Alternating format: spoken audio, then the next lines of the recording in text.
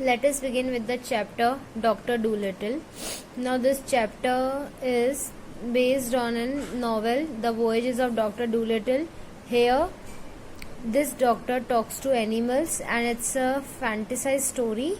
Okay, now can you talk in squirrel language? I asked. Oh, yes, that's quite an easy language, said the doctor. You could learn that yourself without a great deal of trouble. But why do you ask?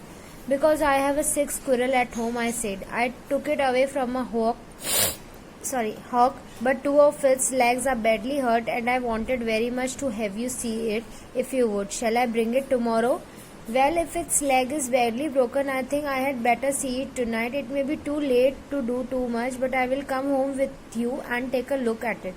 Come along, he said. The rain has stopped now. Outside it had grown bright again and the evening sky was all red with the setting sun. And thrushes were singing in the garden as we opened the gate to go down onto the road. I think your house is the most interesting I was ever in, I said as we set off in the direction of the town. May I come and see you again tomorrow? Certainly, said the doctor. Come any day you like. Tomorrow I will show you the garden and my private zoo. Oh, you have a zoo? I asked. Yes, said he. The larger animals are too big for the house, so I keep them in a zoo in the garden. It must be very splendid, I said, to be able to talk all the languages of different animals. Do you think I could ever learn to do it?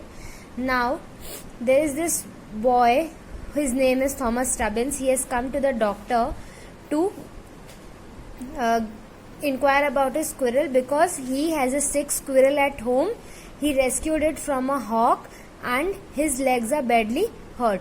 So he wants the doctor to come and see him. Okay, so the doctor says that if the leg is badly broken, it means if he has got injury which is severe, he should see it tonight. So they start in the direction of the town, that means in the direction of the boy's house. And the boy exclaims that this house is the most interesting house I was ever in. He said this for the Dr. Dolittle's house, and further he asked that can he come again tomorrow, to which the doctor says yes, you can come any day, and further told him that he will show his garden and private zoo. Now the boy was very astonished that how can one have a zoo? So the doctor explains that the larger animals are too big for the house, so he keeps them in the zoo. The boy further wonders that it is very good that he speaks all the languages of different animals. Oh, surely, said the doctor. With practice, you have to be very patient, you know. You really ought to have Polynesia to start you. It was she who gave me my first lessons. Who is Polynesia? I asked. Polynesia was a West African parrot I had. She isn't with me any more now, said the doctor sadly. Why? Is she dead?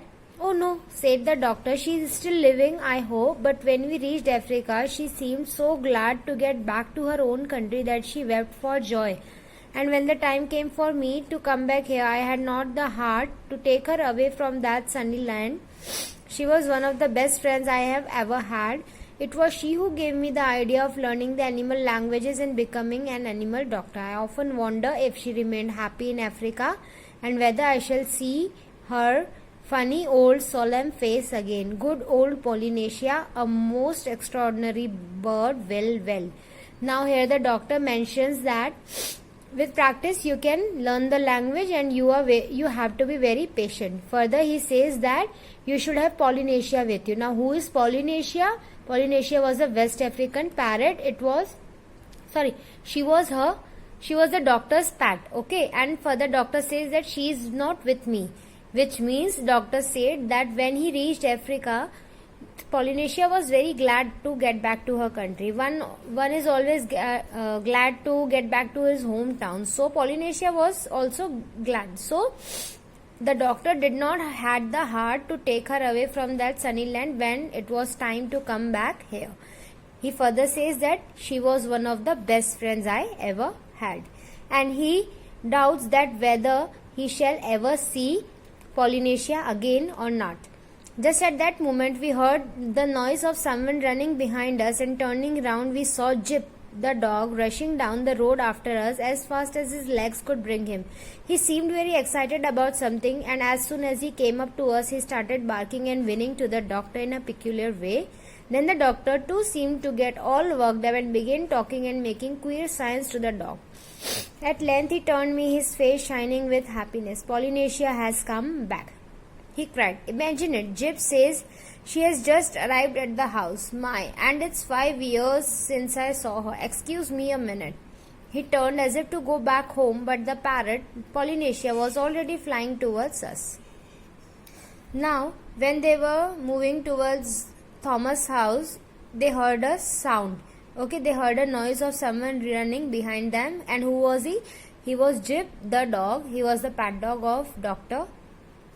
And when he came up to them, he started barking and whinnying to the doctor in a peculiar way, which means he was conveying something to him.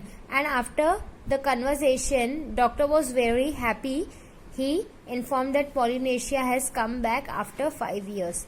And when he was about to go back home to see the parrot, Polynesia was already flying towards them. The doctor clapped his hands like a child getting a new toy, while the swarm of sparrows in the roadway fluttered, gossiping up onto the fences, highly scandalized to see a grey and scarlet parrot skimming down an English lane.